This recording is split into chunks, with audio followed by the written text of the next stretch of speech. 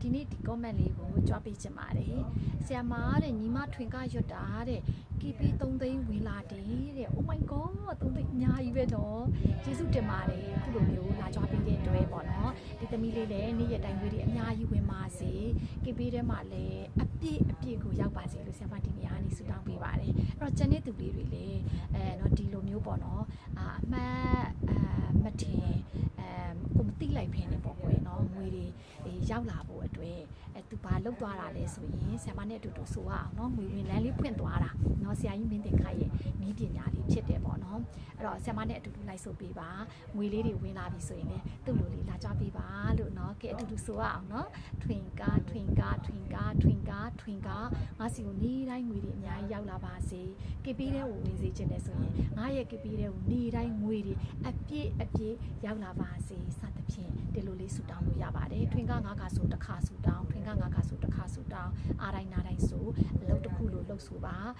ဆိုရတဲ့အခောက်ကြီးအတွက်ကများလေးကောင်းနေပါနော်သူများတွေအစရအဆင်ပြေကုန်ပြီဆမတို့ရဲ့အခုနေရတဲ့ဘယ်နေရာမှာမဆိုတွေ့ကြုံနေရတဲ့နေရာတွေမှာအခက်ခဲတွေအများကြီးရှိကြတယ်အဲ့ဒီအများကြီးတဲ့ကမှာငွေကြေးရေးနဲ့ပတ်သက်လို့အဆင်ပြေဖို့အလို့ငါဆမတို့ကကိုသိထားတဲ့နည်းနည်းလေးကို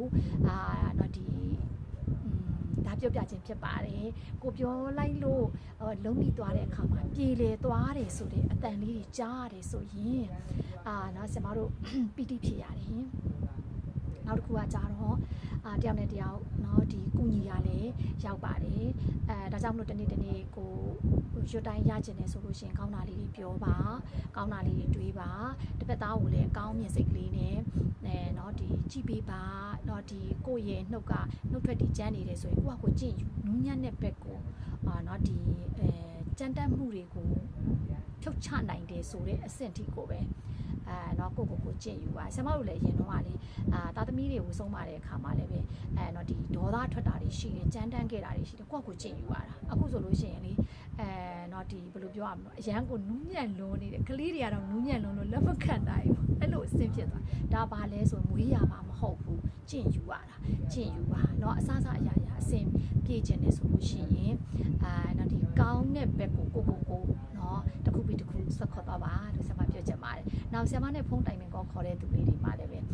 နော်ဆရာမဒီနေ့ကစပြီးတော့ဆရာမဆုံးနော်ဒီဆုံးဖြတ်ချက်ချလိုက်တယ်ဒီ line ပေါ်မှာဖုန်းဒီလိုလေးတွေခေါ်တာလေးတွေဆရာမနားထောင်ပြီးတချို့ကကြတော့ကြောက်တယ်ဒါကြောင့်ဖြစ်တဲ့အတွက်ဒီနေ့ဂျွန်ဒီနေ့21ရက်နေ့ကစပြီးဆရာမဒီလိုဖုန်းလာတာလေးတွေမထည့်တော့ပါဘူးလို့နော်ကိုဖန်လေးတွေအတွက်ဆရာမ1.1ပဲထားတော့မှာဖြစ်ပါတယ်အားလုံးကိုကျေးဇူးတင်ပါတယ်ကို